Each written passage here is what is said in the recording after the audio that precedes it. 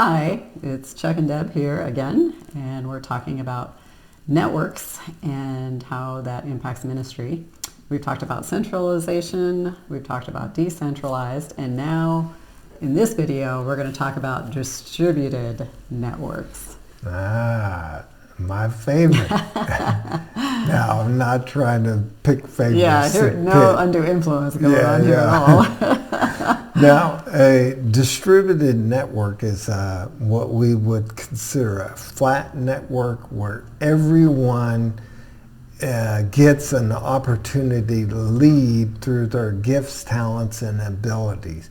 That doesn't mean that everybody has equal influence or that everybody is required to lead at a certain level. It just means that everybody's contributing to the overall success of the network in whatever way they can and are able. And so what you see here in this network is the lines are almost touching everyone. And like we said in our first video, this is a very clean distributed network. Actually, these lines would be touching many more of the people in that network. And when we looked at the parable of the wells, we saw that when the freedom was given to train somebody, to train somebody, to train somebody else, without the fear of undue fear of people getting hurt or sued or whatever, the information about digging a well is just flowing freely, and people feel the freedom to dig a well. Well, all of a sudden, everybody has a well, and everyone has access to clean water. And that's really an example of a distributed network. But like the other two networks, the distributed has strengths and weaknesses. So, Hun, what's the first strength of the distributed? Well, the distributed has a large ability to be flexible and adapt to change. Yeah. So, and when you think about ministry, things are constantly changing. There are some things that will never change, principles, commands, truth, the Word of God, God Himself, but the context is changing, people are changing, so distributed can adapt to those changes very quickly. The other thing about a distributed network is because everybody feels a sense of ownership. There's really, I need to take responsibility for my little piece of the pie. And my contribution is important because it's going to affect the whole. So there's a whole lot of ownership by every single person in the network. Yeah, there's also no kind of glass ceiling. There's a lot of freedom to go as high up in leadership as you want to or are able to. Mm-hmm. And so there's a ton of freedom in this. Yeah. And that would probably be one of the primary attributes of a distributed network, is that there's a lot of freedom and hopefully to do the right thing. And the weakness is to do bad things. But there's freedom to just see the right thing to do it and not check with anybody else. Just get her done. Make that disciple. I don't have to ask for anybody's permission to fulfill the Great Commission. I just do it. Yeah, and in this network, there's a high value of integrity, doing the right thing for the right reasons, the right way. Sticking by the principles. Yep. Yeah, we're going to talk about motivations for association.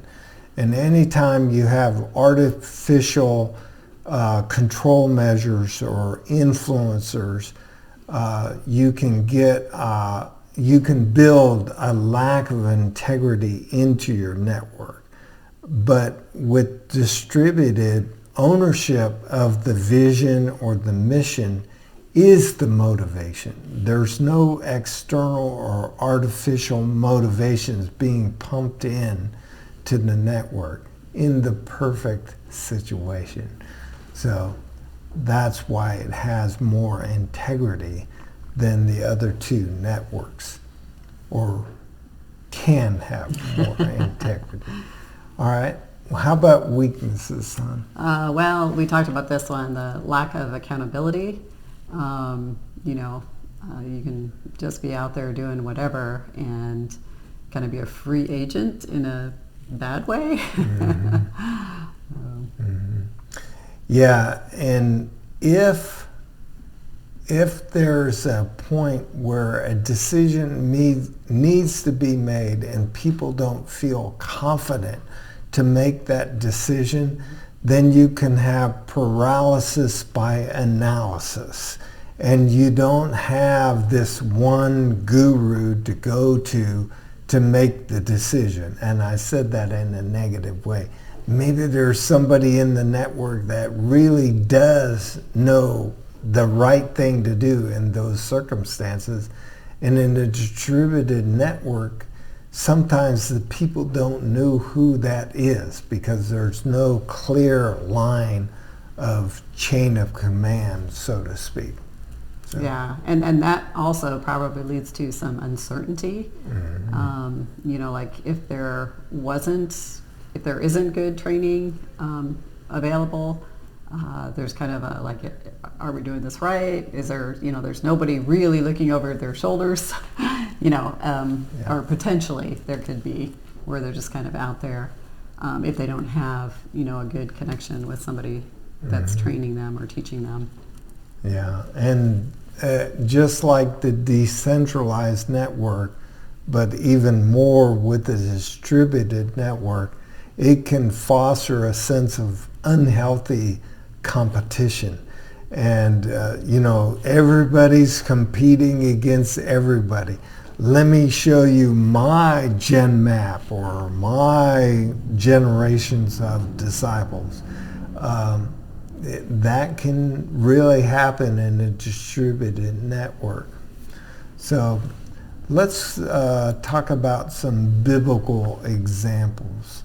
So in Exodus 19:6, God addresses the children of Israel as a kingdom of priests.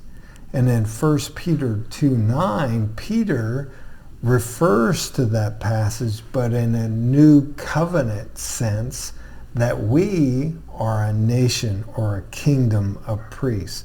So the priesthood of the believer is really what a distributed network is all about. Everyone is a priest. Everyone is responsible for bringing man to God and God to man. That's what we do. Yeah.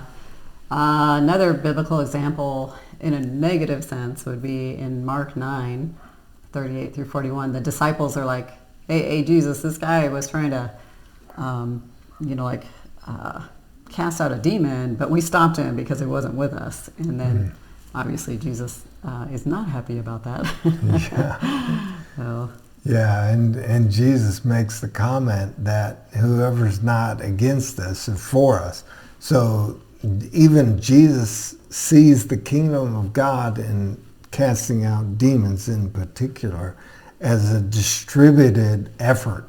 He's not going to slap them on the hand because they weren't part of the team. What about Judges? Judges 21:25. This is a distributed network, and this is when it has completely gone off the rails. Yeah, it's like this is at the very end where every man did what was right in his own eyes, and basically chaos. Yeah, and this is every centralized leader's greatest fear is that everyone has run amok. And but here's something interesting. If you look at church history, entropy leads to over-centralizing the ministry rather than over-distributing the ministry. What do I mean by that? We lean towards over-controlling ministry versus under-controlling ministry, leading to chaos and anarchy.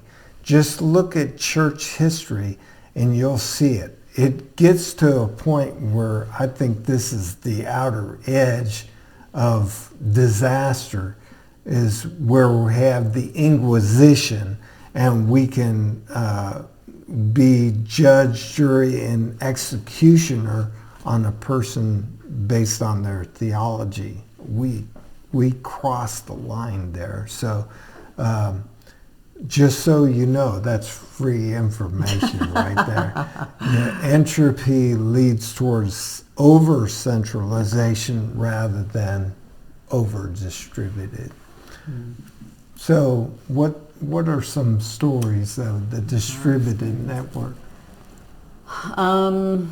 Yeah, I think positive stories would be, the casting vision to everyone. Everyone can share the gospel. Everyone can disciple. Everyone can baptize. Everyone can do however much. We call it, it's like a pie. You can have however much of the pie you want. If you just want a little slice, that's fine.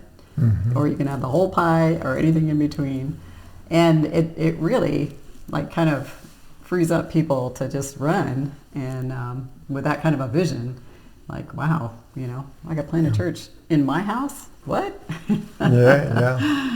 Yeah. And remember, we started training and vetting leaders at the very beginning. So this great fear that somebody's going to start a church in their house and it's going to be completely wacko, it can happen. But remember, we're training leaders. So it's not a just shoot the arrow in the air and hope it lands on the target. We're very intentional about developing these folks. But we do see people that have left the reservation, but we know of entire seminaries, denominations that have left the reservation. Yeah. So, but I think on the positive side again is, whenever we encounter people kind of speaking against other folks that are doing ministry a different way, they maybe have a different form. It's like, hey, we're on the same team. Just like when the disciples were like, hey, they weren't with us, so we told them to stop. Well, the answer to that is, hey, we're on the same team. Even though they're maybe not with us or not doing it the same way we're doing it, we're all becoming more like Jesus, even though they're doing it in a different style that maybe makes me uncomfortable. I don't know. Yeah, that's, the lowest part is when we actually centralized around our method, and now it becomes tradition, and that was the very thing that Jesus came off the top ropes on, where the tradition trumped the commands of God, and we can't let that happen. So I think another thing with our experience was, particularly this past decade, is just when you realize there is, the strategy for reaching the world is Jesus' strategy, which is he has all authority, go therefore and make disciples of all the nations. And so it's, what is it going to take to reach the world? It's going to take every believer getting in the fight in whatever capacity they can. And so it's like, if you feel like you got the goods and no one else can do it as good, we're never going to get there. And so we have to have this idea of everybody is valuable, everybody is a priest or priestess, I guess. You preach it, honey. I'm sorry, I like crazy her. there. I like her. Yeah, and so our conviction is for the sake of kingdom growth, the priesthood of the believer needs to be nurtured and protected. We need to see everybody as valuable to the kingdom process, to the kingdom growth that Jesus has entrusted us with in his Great Commission. So that's our conviction. Any last words? Oh, there's so much to say. Yeah. But I think our videos are long enough. All right. Yeah. We're going to talk a lot more about implications and things that we do to kind of paint ourselves in a corner, mistakes that we make, and those are coming in future videos. But for now, you know all about centralized, decentralized, and distributed networks. You know their strengths and their weaknesses, and we see them in the Bible. All right, we love you, and God bless you.